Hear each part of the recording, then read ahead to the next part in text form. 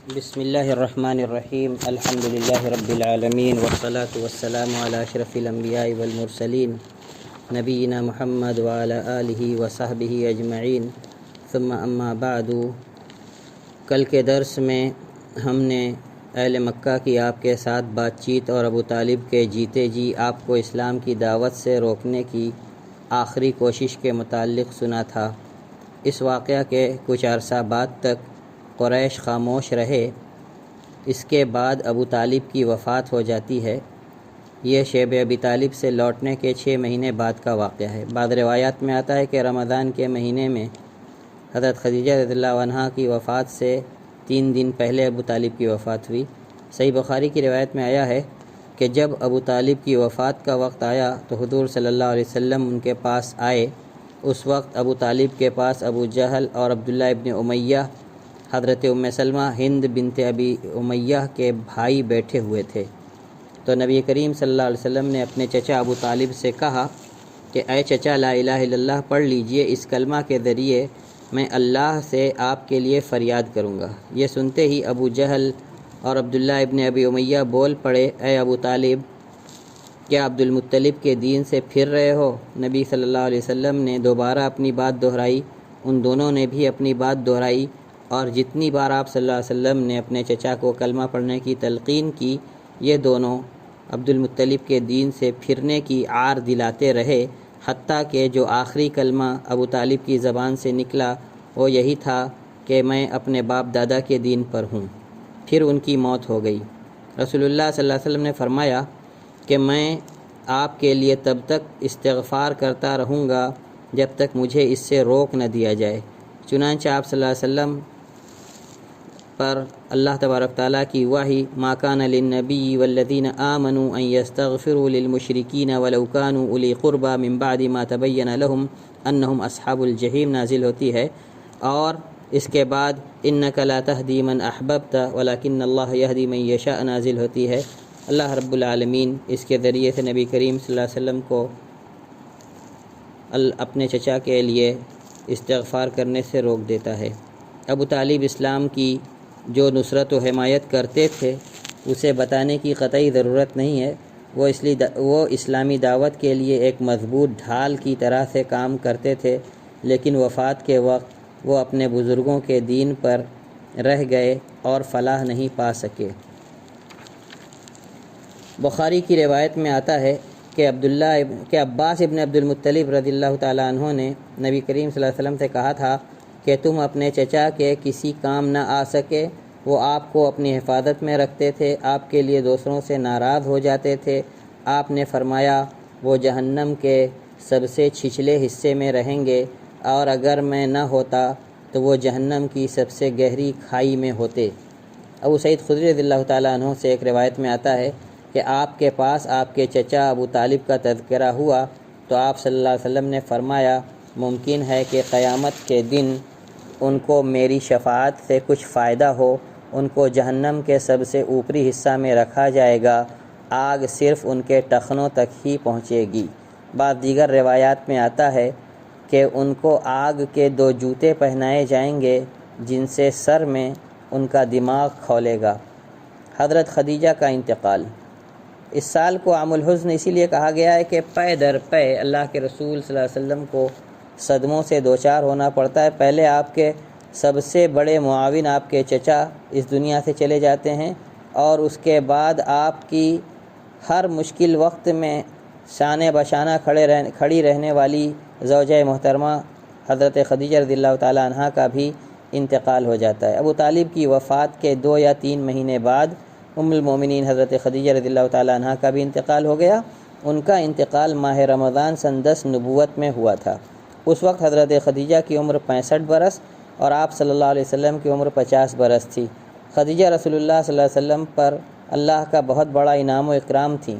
تقریباً 25 برس آپ کے ساتھ رہیں، آپ کے مشکل وقت میں آپ کا ساتھ دیتی رہیں، پریشان کن حالات میں آپ صلی اللہ علیہ وسلم کا حوصلہ بڑھاتی رہیں، رسالت لوگوں تک پہنچانے میں آپ کی مدد کرتی رہیں، اپنے نفس اور مال کے ذریعے آپ کی ہمت بڑھاتی رہیں۔ اللہ کے رسول صلی اللہ علیہ وسلم خود فرماتے ہیں خدیجہ مجھ پر تب ایمان لائیں جب لوگ مجھے جھٹلا رہے تھے، میری اس وقت تصدیق کی جب لوگ تکذیب کر رہے تھے، مجھے اپنے مال میں شریک کیا جب لوگوں نے مجھے اس سے محروم کر رکھا تھا، اور ان کے بطن سے اللہ نے مجھے اولاد بخشی۔ صحیح بخاری میں حضرت ابو ہریرہ رضی اللہ عنہ سے روایت ہے کہ جبرائیل علیہ السلام ایک مرتبہ آ کر کے کہا کہ رسول اللہ صلی اللہ علیہ وسلم، یہ خدیجہ آ رہی ہیں، ان کو اللہ کا سلام پہنچائیے اور انہیں جنت میں ایسے گھر کی بشارت دیجیے جس میں کوئی تکلیف، کوئی پریشانی، کوئی تھکاوٹ انہیں نہیں ہوگی۔ پے در پے غموں کا ٹوٹنا آپ صلی اللہ علیہ وسلم پر جاری تھا۔ چند ہی دنوں کے درمیان یہ دو بڑے اور دردناک حادثات سے دوچار ہونا پڑا، جس سے آپ غمگین ہو گئے، اور پھر تو قوم کے لوگوں کی طرف سے پہنچنے والی تکلیفوں کا ایک لمبا سلسلہ چل پڑا۔ اب ان کی ہمت بڑھ گئی تھی اور ان لوگوں نے کھلے عام ایذا رسانی کا کام شروع کر دیا تھا۔ ان صدموں سے آپ ٹوٹ گئے تھے۔ صحابہ پر بھی ظلم و ستم کے پہاڑ توڑے جا رہے تھے۔ اتنی خراب حالت تھی کہ آپ کے جگری دوست ابو بکر رضی اللہ تعالیٰ عنہ نے بھی حبشہ کی طرف ہجرت کا ارادہ کر لیا تھا اور برک الغماد نامی جگہ تک چلے بھی گئے تھے، مگر ابن الدغنہ نے اپنا پڑوس اور حمایت کا وعدہ دے کر ان کو واپس مکہ بلا لیا۔ ابو طالب کی وفات کے بعد رسول اللہ صلی اللہ علیہ وسلم کو ایسی سخت تکلیفوں کا سامنا کرنا پڑا جن سے وہ ابو طالب کی زندگی میں محفوظ تھے۔ ایک مرتبہ تو ایک بدمعاش نے آپ کے سر پر مٹی ڈال دی تھی۔ گرد آلود سر لے کر آپ صلی اللہ علیہ وسلم گھر میں داخل ہوئے۔ آپ کی ایک بیٹی آپ کے سر سے مٹی صاف کرنے لگتی ہیں اور زار و قطار روتی ہیں۔ رسول اللہ صلی اللہ علیہ وسلم ان کو سمجھاتے اور بھروسہ دلاتے ہیں کہ اللہ تمہارے ابو کی حفاظت کرنے والا ہے، اور ساتھ ساتھ آپ کہے جا رہے تھے کہ ابو طالب کے جیتے جی مجھے اللہ نے کسی ناپسندیدہ بات سے دوچار نہیں کیا۔ ایک ہی سال میں ان دردناک حادثات سے آپ صلی اللہ علیہ وسلم بالکل ٹوٹ چکے تھے۔ اسی وجہ سے اس سال کا نام عام الحزن یا غم کا سال رکھا گیا، اور اس نام سے تاریخ اسلامی میں یہ سال بہت مشہور بھی ہوا۔ اس کے بعد شوال سن 10 نبوت میں ہی اللہ کے رسول صلی اللہ علیہ وسلم نے حضرت سودا رضی اللہ تعالیٰ عنہ سے شادی کی۔ یہ حضرت خدیجہ کے انتقال کے تقریباً 1 ماہ بعد کا واقعہ ہے۔ اللہ کے رسول صلی اللہ علیہ وسلم نے ان سے شادی کی۔ یہ بہت پہلے ہی حضرت سودا بنت زمعہ رضی اللہ تعالیٰ عنہ اسلام لا چکی تھیں۔ حبشہ کی طرف دوسری ہجرت میں بھی حبشہ گئی تھیں۔ ان کے شوہر کا نام السکران ابن عمرو تھا، یہ بھی اسلام لائے تھے اور ان کے ساتھ حبشہ کی طرف ہجرت کی تھی۔ وہیں ان کی وفات ہو گئی تھی۔ بعض روایات میں آتا ہے کہ حبشہ سے مکہ لوٹنے کے بعد سکران کی موت ہوئی تھی۔ جب یہ اپنی عدت مکمل کر چکی تو رسول اللہ صلی اللہ علیہ وسلم نے ان کو نکاح کا پیغام دیا اور ان سے شادی کی۔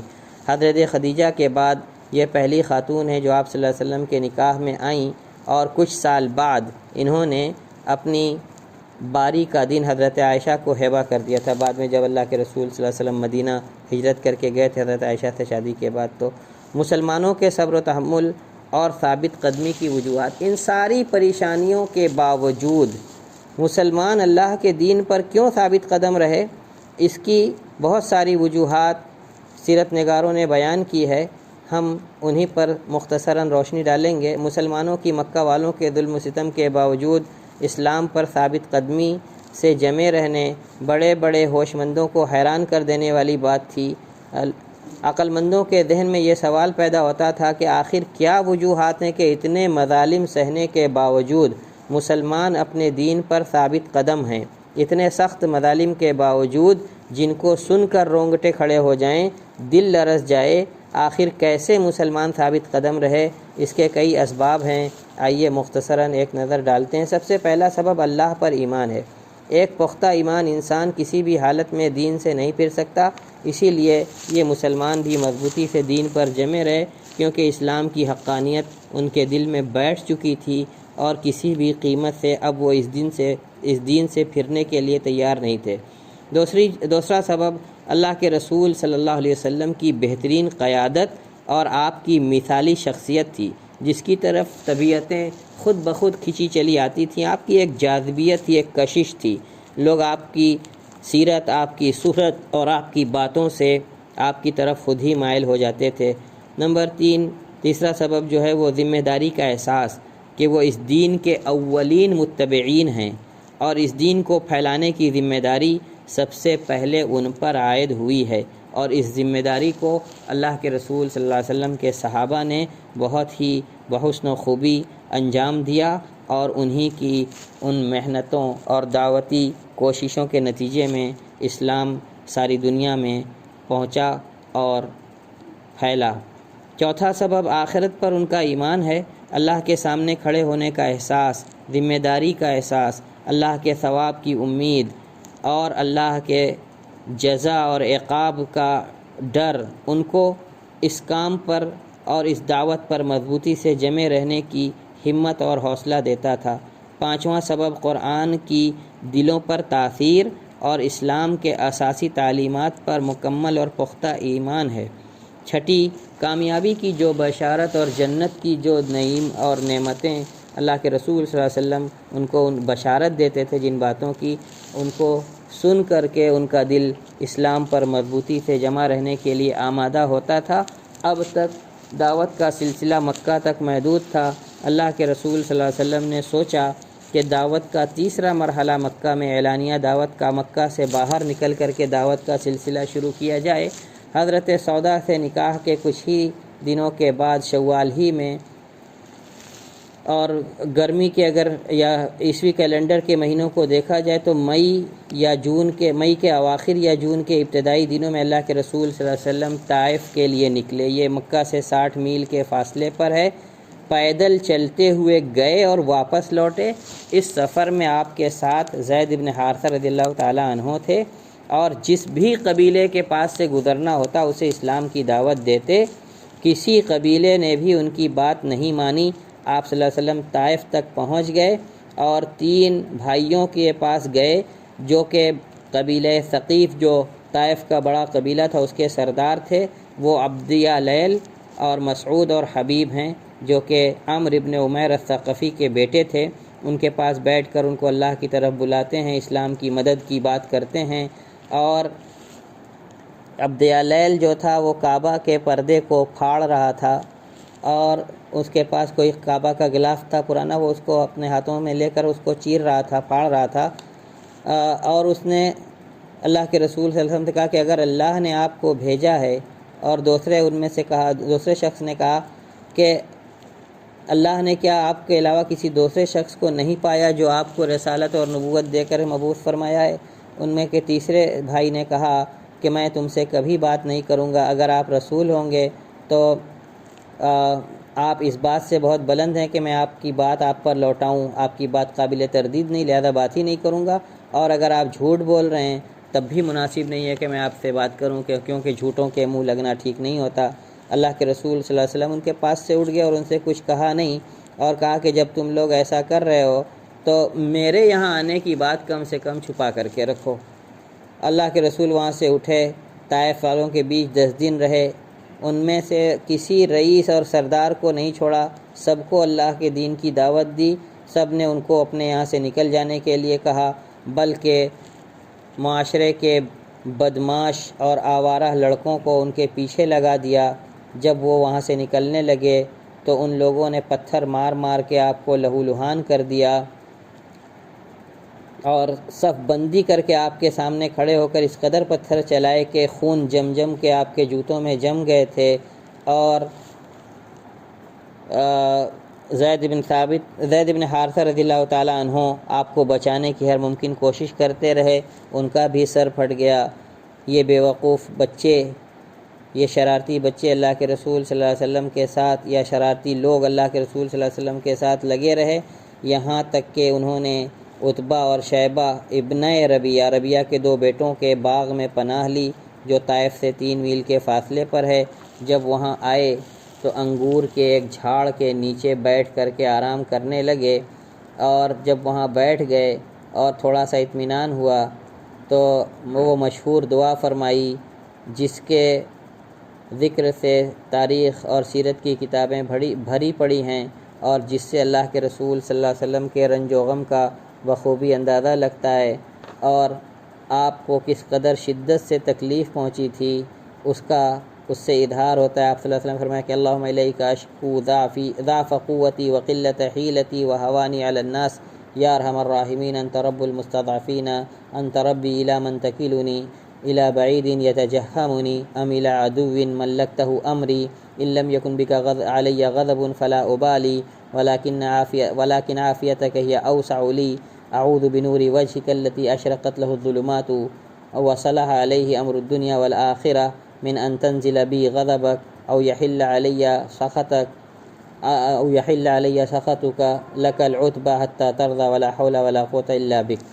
جب ربیہ کے دونوں بیٹوں نے اللہ کے رسول صلی اللہ علیہ وسلم کی یہ حالت دیکھی تو ایک غلام کو بلایا جو کہ نصرانی غلام تھا، اس کا نام عداس تھا، اور ان دونوں نے اس سے کہا کہ انگور کا ایک گچھا لے لو اور جا کر کے اس آدمی کو پیش کرو۔ عداس نے اس کو اللہ کے رسول صلی اللہ علیہ وسلم کے سامنے رکھا۔ آپ صلی اللہ علیہ وسلم اللہ کا نام لے کر اس کو کھانے لگے۔ عداس اور اللہ کے رسول صلی اللہ علیہ وسلم کے درمیان اس موقع پر کچھ گفتگو ہوتی ہے جو قابل غور ہے۔ انشاءاللہ وہ گفتگو اور مکی زندگی کے باقی حالات ہم کل کے درس